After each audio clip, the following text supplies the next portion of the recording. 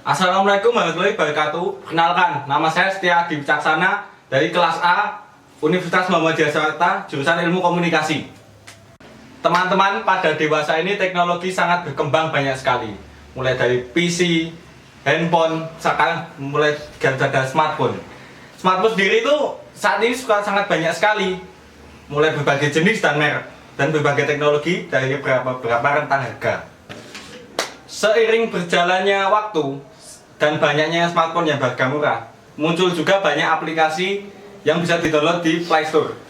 Salah satunya seperti Instagram.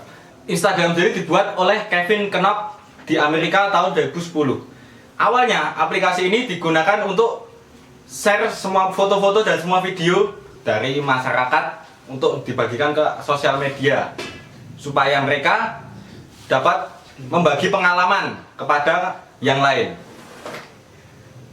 Sekarang ini Instagram digunakan di 25 negara di seluruh dunia, mulai dari Amerika, Indonesia, Brazil, Malaysia, dan lain-lain.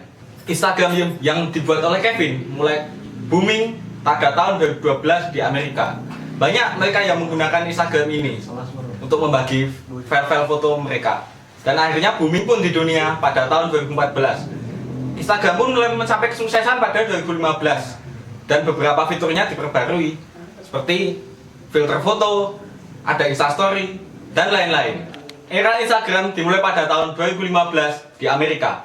Dimulai dengan para pengguna mulai nge-share foto dan video mereka untuk dibagikan ke masyarakat dunia. Sering tahun 2015 menjamurnya Instagram, sekarang mulai digunakan berbagai macam aktivitas di Instagram, seperti jual beli, saling tukar menukar barang, dan lain-lain. Salah satunya fenomena all shop yang di Instagram. Dan efek lainnya, walaupun sudah cukup booming di Instagram dan di dunia, sekarang mulai marak digunakan untuk kejahatan. Kejahatan antara lain pedofilia. Selain untuk pedofilia, juga untuk prostitusi. Hal ini yang sering terjadi di banyak negara, terutama daerah-daerah yang sedang berkembang, semisal Indonesia, Brazil, dan lain-lain. Ya, selain pedofilia, di Instagram juga seringnya terjadi bullying. Bullying sendiri adalah suatu tindakan untuk mengintimidasi seseorang agar dia mematuhi perintah orang tersebut. Intinya, tindakan itu dilakukan secara langsung ataupun tidak langsung demi kesenangan orang itu sendiri. Karena dari itu, bullying adalah hal yang sangat menakutkan dan menyakitkan bagi setiap manusia. Tidak terkecuali bagi anak-anak muda, karena pada saat itu jiwa-jiwa mereka yang labil gampang sekali tersentuh emosi. Yaitu karena misalkan mereka saling ejek di Instagram dan bisa menjadi suatu permasalahan. Misalnya seperti ada beberapa kasus yang ada di Indonesia, misalkan seperti pembunuhan, saling dia bunuh diri, saling pukul-memukul, dan lain-lain. Karena maka dari itu, bullying memang harus dihentikan, karena bisa mengakibatkan banyak hal yang buruk sekali. Selain itu juga beberapa berita di media sosial maupun di Instagram juga seringkali memuat hal-hal hoax seperti situs-situs berita. Maka dari itu kita harus sangat selektif untuk memilihnya. Kita harus menentukan bagaimana menge-share berita yang benar ataupun memposting-posting foto-foto kita maupun video kita supaya tidak disalahgunakan oleh banyak pihak.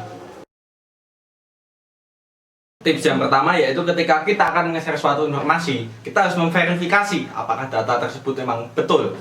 Takutnya jika kita menyebarkan konten tersebut, maka akan terjadi hal-hal seperti tidak diinginkan, misalnya kerusuhan atau hal-hal lainnya. Poin kedua yaitu jangan memposting foto-foto yang sembarangan. Misalnya foto-foto telanjang ataupun foto-foto pribadi. Karena hal itu bisa saja digunakan untuk orang-orang yang tidak bertanggung jawab, untuk tindak kriminal contohnya. Yang ketiga, kita harus ingat waktu ketika kita menggunakan sosial media maupun smartphone kita. Karena kita juga membutuhkan waktu dengan yang lain di kehidupan nyata kita. Kita tidak hanya di dunia maya. Maka dari itu kita harus memanajemen waktu supaya waktu kita antara di dunia maya dan di dunia nyata itu stabil atau seimbang.